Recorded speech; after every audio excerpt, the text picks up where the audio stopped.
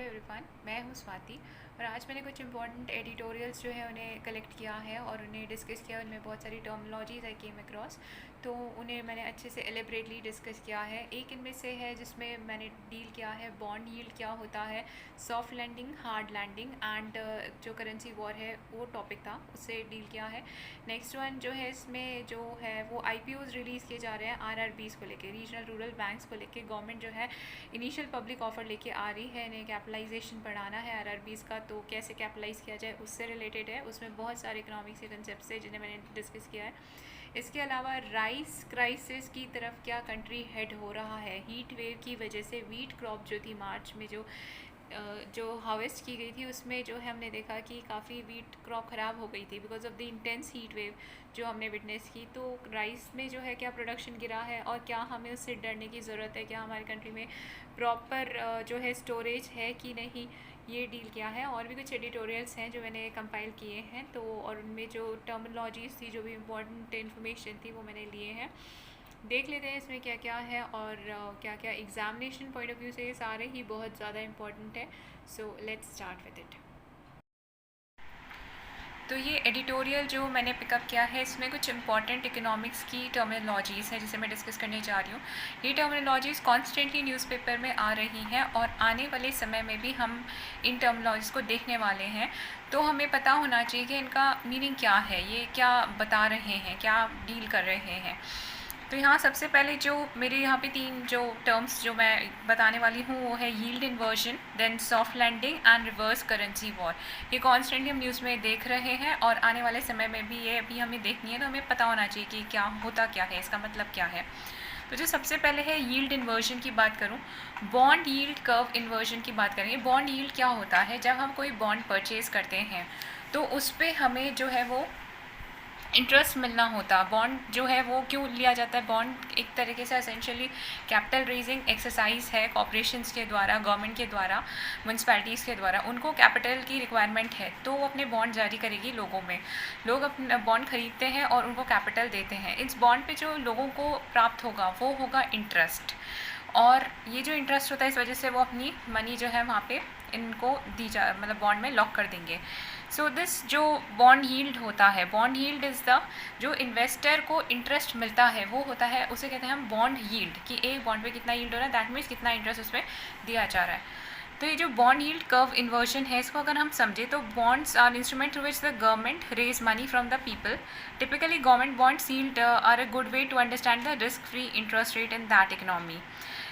ये जो yield curve की हम बात करें, इसका मतलब हम उसे ग्राफिकल रिप्रेजेंटेशन में डिपिक्ट करने की बात कर रहे हैं। तो यील्ड कर्व जो होता है वो ग्राफिकल रिप्रेजेंटेशन है यील्ड का, जो हमें बॉन्ड से प्राप्त होंगी। जो यील्ड हमें मिलने वाली है उसको अगर हम ग्राफिकली रिप्रेजेंट करें तो उसको बोलेंगे हम yield curve. Then over the different time horizons पे हमने एक बॉन्ड लिया और डिफरेंट टाइम हॉराइजन्स पे उस पर हमें कितना यील्ड प्राप्त होगा उसको ग्राफिकली हम रिप्रेजेंट करें। तो in other words, if one were to take US government bonds of different tenure and plot them according to the yield they provide, one would get the yield curve. If one were to take US government bonds of different tenures, हमने लिए हैं different tenures में matured होने वाले bonds, and then we plot them according to their yield, so we would get the yield curve बन के हमारे सामने आएगा। अब यहाँ पे हम different types of yield curve देखेंगे। तो बेसिकली दो तरीके के हैं, एक तो अपवर्ड स्लोपिंग जो कि नॉर्मल सर्कमस्टेंसेस में होता है। नॉर्मल सर्कमस्टेंसेस में जब देखेंगे तो इकोनॉमी जो है वो अपवर्ड स्लोपिंग यील्ड कर्व जो है वो डिपिक्ट होगा। मतलब one lends for longer duration, अगर आप लंबे ड्यूरेशन का बॉन्ड लेते हैं जिसका लॉक इन पीरियड से 5 ईयर्स है, 10 ईयर्स है, तो उस पर आपको अच्छे रिटर्न्स मिलते हैं, उस पर आपको इंटरेस्ट रेट हाई मिलेगी। एंड वाइल वैसे अगर आप जो शॉर्टर वाले लेंगे for longer duration, when you take a bond of the longer tenure you get the higher yield, and this makes a sense. if you are parting your money for a longer duration then return should be higher होने ही चाहिए। तो ये तो general common sense है। लेकिन हम अगर देखें यील्ड कर्व इन्वर्टेड कब बनता है, इन्वर्टेड यानी कि अगर फॉर इंस्टेंस जो बॉन्ड टेन्योर आपका 2 ईयर्स का है उस पर आपको हायर रिटर्न्स मिल रहे हैं, जबकि 10 ईयर्स वाला जो बॉन्ड है उस पर लोअर रिटर्न्स इंटरेस्ट रेट मिल रही है, तो वहाँ जो बनता है वो इन्वर्टेड बॉन्ड यील्ड बनेगा। Bond with a tenure of 2 years end up paying out a higher interest rates and as compared to that of the 10-year tenure bonds. Such an inversion of the yield curve essentially suggests that expect future growth to be weak. That's why they are investing in the shorter duration जो bonds हैं उनमें invest कर रहे हैं, because वो susceptible है with regard की the economy going to perform in the future. इसमें अगर हम देखें तो दो चीज़ हम यहाँ देख रहे हैं कि व्हेन इन्वेस्टर्स फील की economy is beyond that is economy is performing good, so they pull out the money from the long term bonds, and if the economy is performing right now good, so they will pull out their money, वो जो अपनी long term bonds में से पैसा निकाल के जो short term asset, जो short term avenues है उसमें जो इन्वेस्ट करने लगता है जैसे स्टॉक मार्केट में करेंगे। And the price of long term bond जो है इस वजह से, क्योंकि they are starting pull out अपनी मनी जो है सारी निकाल रहे हैं लॉन्ग टर्म में से, तो एकदम से उनकी जो डिमांड है वो फॉल हो जाएगी। जो लॉन्ग टर्म बॉन्ड्स की डिमांड है वो फॉल होने लगती है, तो उनकी जो डिमांड फॉल होगी तो प्राइसेस भी उनकी जो है कीमत गिरने लगेगी, एंड देयर जो इफेक्टिव इंटरेस्ट रेट उन पे होता है वो राइज होने लगता है। अगर हम बात करें बॉन्ड प्राइस और उस पर मिलने वाले इंटरेस्ट रेट, तो they are inversely related. So this happened because bond prices and bond yields are inversely related. However, अगर investors को ये है कि economy is heading for trouble, first वाला केस हुआ है जहाँ पे हेडिंग टुवर्ड्स की economic growth is good, and the second one where the economy is heading for trouble, तो they pull out money from the, वो अगर अभी economy is in a bad state तो they will pull out money from their risky asset में से निकाल लेंगे, जो शेयर वगैरह में उन्होंने लगाया हुआ है, इन्वेस्टमेंट किया हुआ है, वहाँ से निकाल के वो लॉन्ग टर्म वाले जो बॉन्ड्स हैं उसमें इन्वेस्ट करेंगे। So in the long term bonds to rise and their yields to fall. तो एक बार इसको मैं रीड कर देती हूँ जो हमने अभी पढ़ा, that is when investor feel beyond about the economy, they pull money out from the long term bonds and put it in the short term riskier asset such as a stock markets. In the bond market, the prices of the long-term bond fall and their yield, effective interest rate, rises. This happens because bond prices and bond yields are inversely related. However, when the investors suspect that the economy is heading for trouble, they pull out money from the short-term risky asset such as the stock markets and put them in the long-term bonds to rise and their yields to fall. और अभी हाल ही हम देखें तो ये जो inversion of the bond yield है ये बीते कुछ समय से ये तब बनता है इन्वर्जन जबकि एक रिसेशन की सिचुएशन बनती है। So this inversion of bond yield curve has become एक स्ट्रॉन्ग प्रिडिक्टर बन चुका है। अगर इन्वर्जन वाला केस बन रहा है तो ये प्रिडिक्टर है कि जो इकोनॉमी है वो रिसेशन की तरफ हेड हो रही है, और हाल ही में यूएस में ये देखा गया है such inversion is happening repeatedly in the US. So वहाँ ये सजेस्ट हो रहा है कि जो इकोनॉमीज़ है वो हेड करें टुवर्ड्स द रिसेशन की तरफ। The Fed has been raising short term interest rate. Fed जो उनका सेंट्रल बैंक है यूएसए का वो बढ़ा रहा है, इंटरेस्ट रेट को बढ़ा रहा है इन्फ्लेशन को टेम करने के लिए, और उधर इंटरेस्ट रेट बढ़ने से इन्वेस्टर्स जो है बाकी जगहों से हटके सब लोग यूएस में इन्वेस्ट करें क्योंकि उनको बेटर रिटर्न्स वहाँ मिल रहे हैं, which further bumps up the short end of the yield curve while dampening the economic activity. जो नेक्स्ट टर्म है वो है सॉफ्ट लैंडिंग। सॉफ्ट लैंडिंग से हम क्या समझते हैं, तो जो प्रोसेस मॉनेटरी टाइटनिंग का किया जा रहा है फेड के द्वारा, फेड क्या है सेंट्रल बैंक यूएसए का, तो क्योंकि वो currently unwilling involve not just reducing money supply जो है उसे कंट्रोल करने की कोशिश कर रहे हैं, मनी सप्लाई को कम करने की कोशिश कर रहे हैं जिससे कि वो अपनी जो इन्फ्लेशन है उसको रोक सके, जो इन्फ्लेशन बढ़ी जा रही है उसको टेम करने के लिए कर रहे हैं, मनी सप्लाई रिड्यूस की जा रही है। तो जो उनका जो ये सब मॉनेटरी टाइटनिंग पॉलिसी का जो है वो उस वजह से किया जा रहा है, मॉनेटरी टाइटनिंग क्योंकि उन्हें करनी है।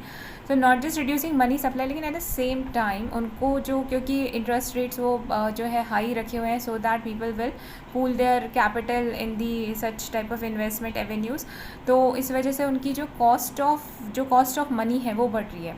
कॉस्ट ऑफ मनी मतलब उनको इंटरेस्ट रेट ज़्यादा पे करनी है और जो बाकी so that they can control this money supply. तो दिस फेड ये सब इसलिए करे कि इन्फ्लेशन को टेम करना है। तो आइडियली जो सेंट्रल बैंक होता है वो ये चाहते होते हैं कि उन्हें स्लो डाउन करना इकनॉमी का फॉर अ वाइल, लेकिन रिसेशन की तरफ वो ना जाएं। सो हेयर द फेड और any other central bank ideally would like to bring about monetary tightening. इस तरीके से ही करनी होती है, हम मॉनेटरी टाइटनिंग कर भी रहे तो इस तरीके से करेंगे रिसेशन की तरफ ना जाए, slow down of economy is okay.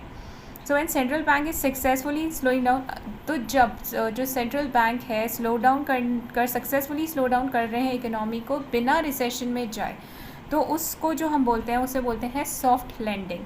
That it's no one gets hurt, इस मतलब in this entire process while slowing down the economy that no one should get hurt. Okay, so यहाँ पे जो स्लो डाउन तो करना है लेकिन recession की तरफ नहीं जाना है, तो ये जो चीज़ होती है उसे बोलते हैं सॉफ्ट लैंडिंग। और सॉफ्ट लैंडिंग के अलावा एक टर्म है that is hard landing. Hard landing में क्या होता है कि यहाँ हमने सॉफ्ट लैंडिंग में कहा है slow down is there but recession should not be there, तो वो हुआ सॉफ्ट लैंडिंग। लेकिन अगर रिसेशन अगर आ जाए in this process monetary tightening policy के करते करते अगर रिसेशन आ जाए तो वो होता है हार्ड लैंडिंग। तो अभी यूएसए की सिनेरियो की हम बात करें तो when action of central bank brings about a recession that is hard landing. अभी जो गैप चल रहा है यूएसए में करंटली उनकी जो इन्फ्लेशन रेट चल रही है 9% चल रही है और फेड का जो टारगेटिंग इन्फ्लेशन का है वो दैट इज़ 2% है। तो उनको अभी और एग्रेसिव मॉनेटरी टाइटनिंग पॉलिसी करने की रिक्वायरमेंट है with respect to the figures. So लेकिन इन सच सिनेरियो ऐसा एक्सपेक्ट किया जा रहा है that US economy will end up having a hard landing. अगर हम और टाइट करते जाएंगे मॉनेटरी पॉलिसी को तो हो सकता है कि यूएस जो है वो हेड हो जाए टुवर्ड्स दिस हार्ड लैंडिंग की रिसेशन आ जाए। इट्स नॉट स्लो डाउन तक ही ना सीमित रहे because of the monetary policy, बल्कि रिसेशन जो है वो इकोनॉमी को हिट कर जाए। जो थर्ड टर्म यहाँ पे हमारी है वो है रिवर्स करेंसी वॉर।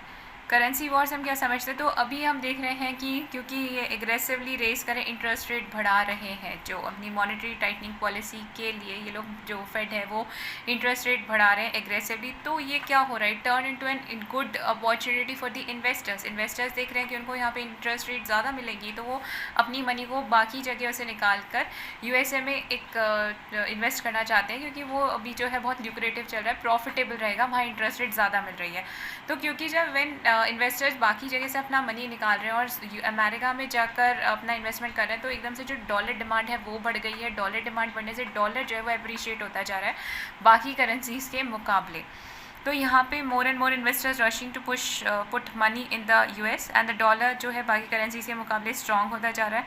अगर इसकी फेस वैल्यू पे हम बात करें तो on the face of it तो इट शुड मेक द इससे क्या फ़ायदा होगा कंट्रीज़ को जहाँ से जो मनी इन्वेस्टर्स निकाल रहे हैं, तो बाकी कंट्रीज़ को ये हो सकता है कि फॉर अ वाइल वो एक्सपोर्ट कॉम्पिटिटिव हो जाएंगी, make the countries happy, other countries happy, because relative weakness अगर लोकल करेंसी की होती है तो जो उस वक्त उनका that against a dollar make their export सस्ता हो जाता है, तो वो ज़्यादा डिमांड में रहेगा क्योंकि एक्सपोर्ट कॉम्पिटिटिव हो जाती हैं सिनेरियो में इकोनॉमीज़। मतलब उनके लिए एक्सपोर्ट तो गुड रहेगा, डिमांड रहेगी उनके जो है एक्सपोर्ट की, लेकिन उनके लिए जो है इम्पोर्ट वो महंगा हो जाएगा अब उसी अमाउंट को ख़रीदने के लिए, क्योंकि उनकी जो वैल्यू है करेंसीज़ की डेप्रीशिएट हो गई है बाकी कंट्रीज़ की। उतने जो पहले अमाउंट देना पड़ रहा था उसी अमाउंट के लिए उससे ज़्यादा देना पड़ेगा बिकॉज ऑफ द डेप्रीशिएटेड करेंसी। तो इस सिनेरियो में क्या होता है, एक्सपोर्ट तो कॉम्पिटिटिव हो जाता है और इम्पोर्ट जो होता है वो नेगेटिव, वो जो है वो काफ़ी महंगा पड़ता है कंट्रीज़ को।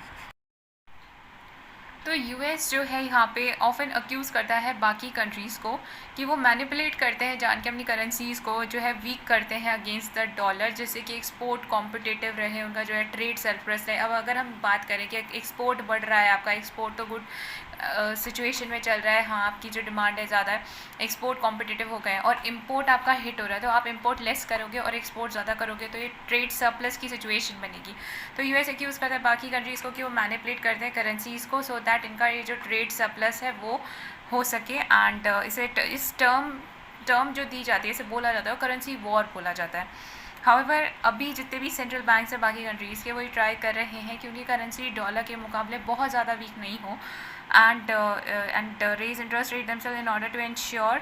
Now the central bank is now trying to figure out the ways to counter the जो Fed के response में उन्हें क्या measures उठाने चाहिए so that they can counter and raise interest rate themselves in order to ensure that their currency does not lose that much value against the dollar.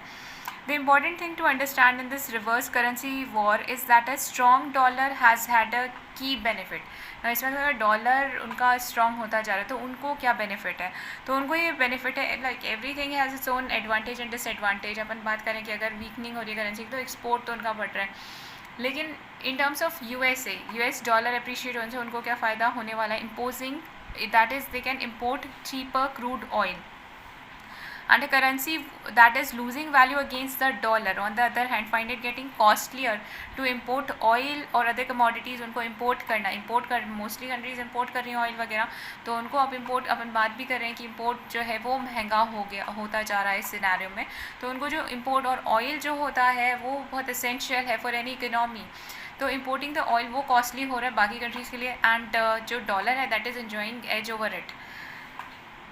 And but raising interest rate is not without risk. Just like in the US, higher interest rate will decrease the chances of a soft landing for other economies as well. Editorial में heading थी centre revive IPO plans for regional rural banks. तो centre जो है वो जो आरआरबीज़ हैं उनके IPO release करने वाली है।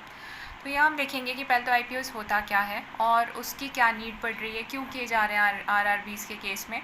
आरआरबीज़ जो है रीजनल रूरल बैंक्स, अगर हम इसमें देखें तो इसमें 3 जनों की हिस्सेदारी होती है। इसमें एक स्पॉन्सर बैंक होता है और सेंट्रल गवर्नमेंट की कुछ शेयर होल्डिंग्स हैं and then the state government की होती है। तो यहाँ पे जो है गवर्नमेंट ने प्लान किया है कि आईपीओस जारी किए जाएंगे। आईपीओस जो होते हैं वो लोगों को जो है पब्लिक को जारी किए जाते हैं और कैपिटल इकट्ठी की जा सके, कैपिटल रेस करने के लिए की जाते हैं। तो यहाँ पे यूनियन गवर्नमेंट ने स्पॉन्सर बैंक्स को कहा है to identify the RRBs that can be listed on the exchanges based on defined criteria and the sponsor banks asked to identify such lender identification criteria रखे गए हैं कि कौन से आरआरबीज़ को जो है वो लिस्ट किया जाएगा। तो जो आइडेंटिफिकेशन क्राइटेरिया है दैट इज़ वो कुछ इस तरीके से net worth 300 crore in the last 3 years, operating profit before tax 15 crore in 3 of the 5 years, CRAR above 9% in the last 3 years, return on assets 0.5% in the 3 out of the past 5 years, return in equity 10% in the 3 out of the past 5 years। तो कुछ criteria बनाए गए हैं कि कौन सी आरआरबीज़ है जिन्हें list किया जाना है। अब हम बात करें तो आईपीओस हम देखेंगे। आईपीओस पहले तो ये समझ लेते हैं आईपीओस क्यों जारी किए जा रहे हैं, ये होते क्या हैं। ये जो आईपीओ होते हैं initial public offerings to the process, ये प्राइवेट कंपनी कर रही है करती है। प्राइवेट कंपनी से मतलब है जिसमें शेयर होल्डिंग्स कुछ ही लोगों की है, फ्यू पीपल्स की है।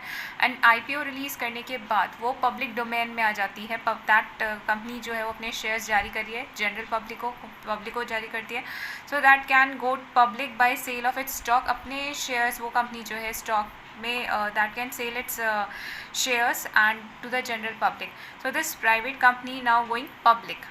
प्राइवेट कंपनी से मतलब है जो शेयर होल्डिंग फ्यू पीपल्स के पास है और पब्लिक से मतलब है वो डिस्ट्रीब्यूट कर रहे हैं पब्लिक में। ऐसा क्यों कर रहे हैं, क्योंकि हमें कैपिटल चाहिए। सो दिस कुड बी ये जो एक्सरसाइज है आईपीओ, ये कर सकती है new company, young company and old company, जिसको भी whosoever decide to get listed on the exchange and hence goes public. So companies जो है वो इक्विटी रेस करने के लिए, कैपिटल रेस करने के लिए आईपीओस लेके आते हैं। शेयर्स जो है वो जारी कर दिए जाते हैं लोगों को एंड एग्जिस्टिंग शेयर होल्डर्स भी अपने सेल कर सकते होते हैं शेयर्स पब्लिक में without raising any fresh capital. तो why we are doing this IPO, क्यों कर रही है गवर्नमेंट। तो जैसे कि हमने बताया आईपीओ जो है कैपिटल रेस करने के लिए किया जाता है, तो वही पर्पस है कि कैपिटल चाहिए आरआरबीज़ को, इसलिए किया जा रहा है। The exercise is the next step to provide additional sources to RRBs to meet their regulatory capital requirement after RBI in 2019 permitted such bank to issue perpetual डेब्ट इंस्ट्रूमेंट। इनको जो है 2019 में आरबीआई ने जो है वो जारी किया था, परमिट कर दिया था कि अपना परपैचुअल डेब्ट इंस्ट्रूमेंट्स जो है वो इशू कर सकते हैं। डेब्ट इंस्ट्रूमेंट से हमारा क्या मतलब है, डेब्ट इंस्ट्रूमेंट भी जो है जितने भी होते हैं ये जो कमर्शियल ट्रेजरी बिल्स वगैरह हैं, बॉन्ड्स हैं, ये सब है इस तरीके से जारी किए जाते हैं जिससे कि कैपिटल इकट्ठी की जा सके। तो आरबीआई ने 2019 में डेब्ट इंस्ट्रूमेंट्स को लेकर परमिट कर दिया था and the centre was also considering launching IPO of RRB in 2019, so as it was conducting a consolidation exercise. The government is also undertaking the exercise to restructure RRBs in order to make them, इनका restructurement किया जा रहा है RRBs का। क्यों किया जा रहा है, ताकि इन्हें ऑपरेशनली वायबल रखा जा सके। अब यहाँ पे हम देखते हैं क्या शॉर्ट लिस्टिंग क्राइटेरिया किया गया है आरआरबीज़ के केस में। तो पहला जो short listing criteria that is sponsor banks are asked to identify RRBs with a minimum capital to risk weighted asset ratio of 9% in the past 3 years। तो पहला क्राइटेरिया ये कि जो स्पॉन्सर बैंक्स उन्हें कहा गया है उनको आइडेंटिफाई करनी है वो आरआरबी जिनका minimum capital to risk weighted asset ratio जो होता है CRAR वो 9% रहा हो पास्ट 3 years में। अब पहले हम समझते हैं CRAR जो है that is capital to risk weighted asset ratio, ये क्या होता है। से किसी बैंक के पास किसी बैंक ने 100 करोड़ के लोन्स को डिसबर्स किया है, बांट दिया है, किसी को दे दिया उन्होंने, तो उस 100 करोड़ के लोन्स के रिस्पेक्ट में कितना उनको जो अमाउंट है वो रखना है, बैंक को अपने पास रखना है। से 100 करोड़ लोन डिस्बर्स किए तो 9 करोड़ कैपिटल उनको एज अ कैपिटल एडिकेसी के तौर पे रखना होगा। ये क्यों रखना होगा? ये फाइनेंशियल सिस्टम की स्टेबिलिटी के लिए रखना होगा, डिपॉजिटर्स के लिए रखना होगा।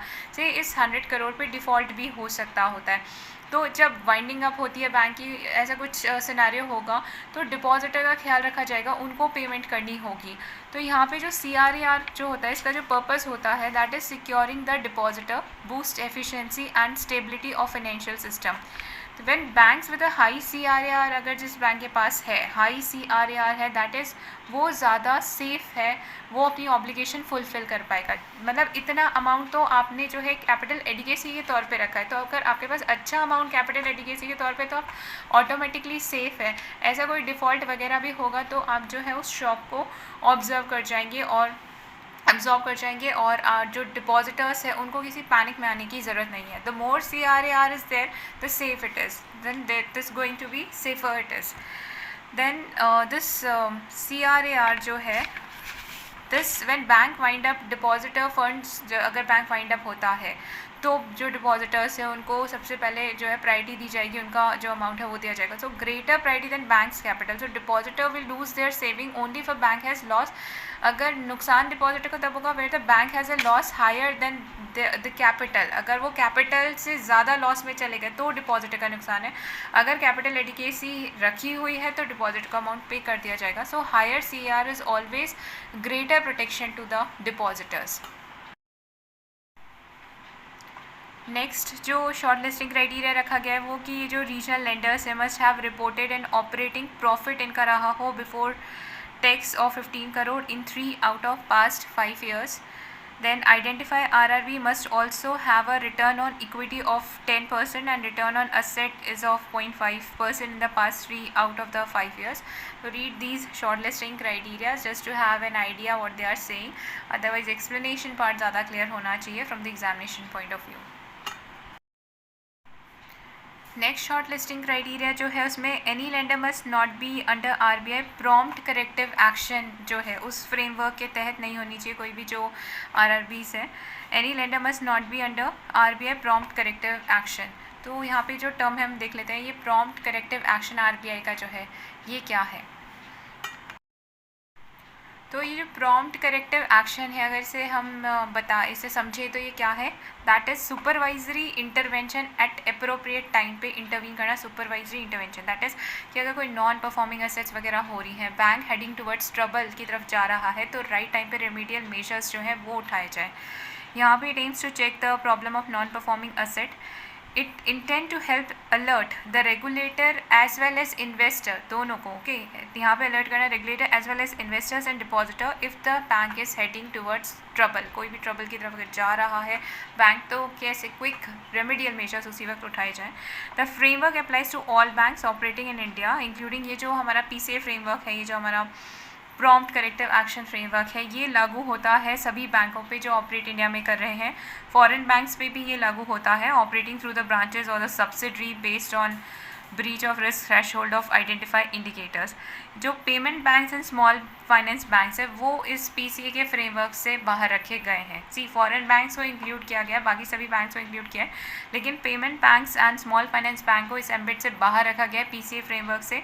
और ये जो नए प्रोविजंस हैं with respect to this PCA वो लागू किए गए हैं जनवरी 2022 से। तो this is very recent phenomena and इसी वजह से काफ़ी इंपॉर्टेंट भी है क्योंकि इसी साल के शुरुआत में से जो है लागू किया गया है। यहाँ पे जो मॉनिटर्ड एरियाज़ रहते हैं PCA के अंदर वो कौन कौन से रहते हैं, capital, they look the supervisors, they look towards the capital, asset quality, CRAR, NPA, ये सब वो देख रहे होते हैं। ओवरऑल ये पूरी जो जो फाइनेंशियल हेल्थ है उसको देख रहे हैं। अगर वहाँ कोई भी ट्रबल हो रही है तो इंटरवीन करना है।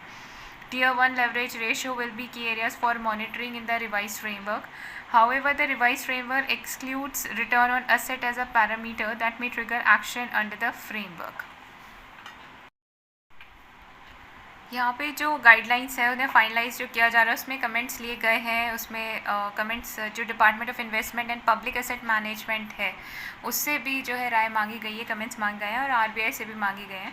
तो यहाँ पे जो फ्रेमवर्क सजेस्ट हो के आएगा, एक committee, this framework also suggest the formation of committee भी एक बनेगी to assess the capital requirement, देखने के लिए कि आरआरबीज़ की रिक्वायरमेंट कितनी, कैपिटल कितना इन्हें चाहिए होता है। तो एक कमिटी बनाएंगे जो कि ये लुक आफ्टर करेगी।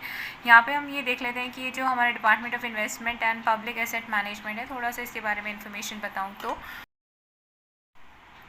So this department of investment and public asset management जो है, ये जो डिपार्टमेंट हमारा डिसइन्वेस्टमेंट का जो डिपार्टमेंट है उसे रीनेम किया गया और उसको जो नाम दिया गया department of investment and public asset management दिया गया 14 अप्रैल 2016, 14 अप्रैल 2016 से इसका नाम चेंज कर दिया गया।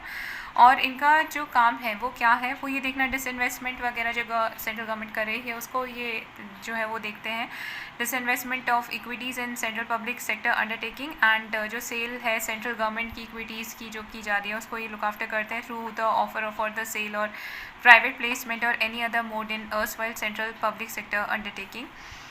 पब्लिक सेक्टर यूनिट्स जो स्ट्रैटेजिक सेल की जा रही है, पहले वो आइडेंटिफाई बाय नीति आयोग जो था उसके द्वारा ही की जा रही थी सोलली। नाउ ऑनवर्ड्स ये जो DIPAM है हमारा जो department of investment and public asset management है, together with NITI Aayog jointly अब आइडेंटिफाई करेंगे जो स्ट्रैटेजिक डिसइन्वेस्टमेंट देखनी है किस में की जाए, कौन सी PSUs में है जो कि स्ट्रैटेजिक डिसइन्वेस्टमेंट करना है। अब ये टुगेदर देखेंगे, पहले तक सिर्फ नीति आयोग ही देख रहा था इस एरिया को।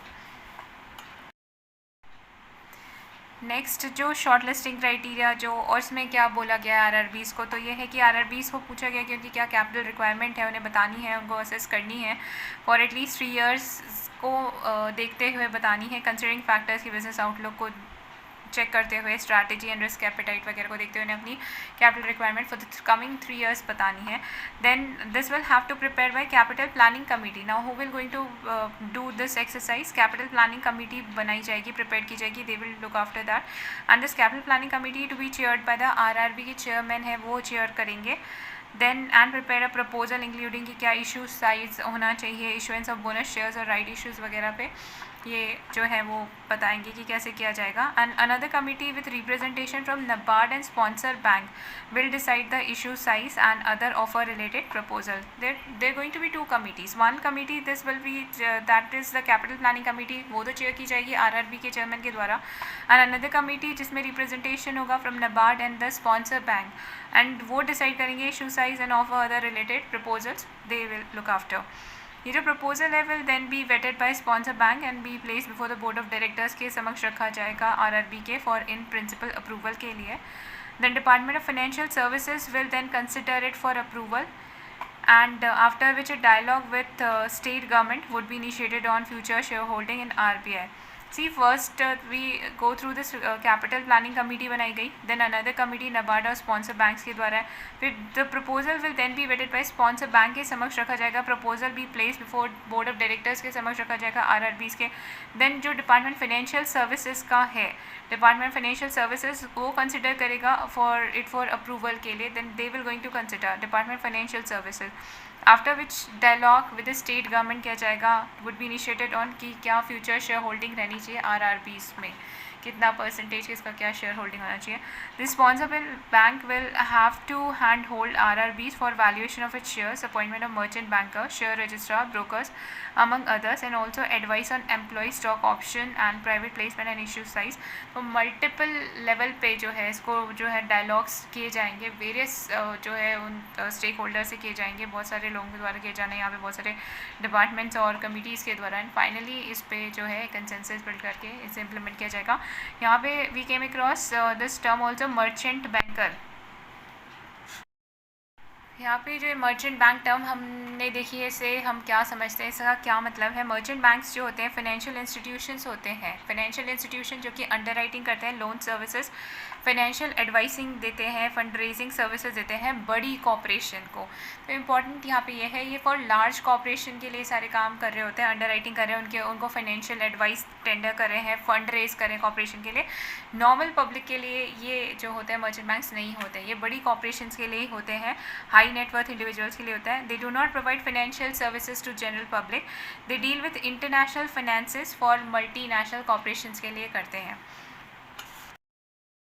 तो हम जो CRAR की बात हम इस हमारे आर्टिकल में कर रहे हैं RRBs को लेकर, तो क्यों चाहिए, क्यों ये हायर उनके लिए होना चाहिए RRBs के लिए, why to recapitalise RRBs। So RRBs जो है वो प्राइमरली किनकी रिक्वायरमेंट्स को कैटर करते हैं, ये जो क्रेडिट वगैरह देते हैं RRBs primarily catering to the credit and banking requirement, agriculture sector के रिक्वायरमेंट्स को देखते हैं ये लोग। रूरल एरियाज़ पे फोकस है इनका, on small marginal farmers, micro small enterprise, rural artisan, weaker section of society. तो एक फाइनेंशियली स्ट्रॉन्गर और रॉबस्ट RRB जो होगी within improved CRAR, that will enable to meet the credit requirements in the rural areas में, better credit requirements पूरी हो पाएंगी, fulfil हो पाएंगी अगर स्ट्रॉन्ग CR है तो। And as per RBI guidelines RRBs को प्रोवाइड करना होता है 75% जो उनका जो टोटल क्रेडिट है वो कहाँ जाता है, प्रायोरिटी सेक्टर लेंडिंग में जाता है जो उनका क्रेडिट है 75%। In addition RRBs also provide lending to micro small enterprises को भी देते हैं, स्मॉल एंटरप्रेन्योर जो रूरल एरियाज़ हैं उनको भी फाइनेंस करते हैं।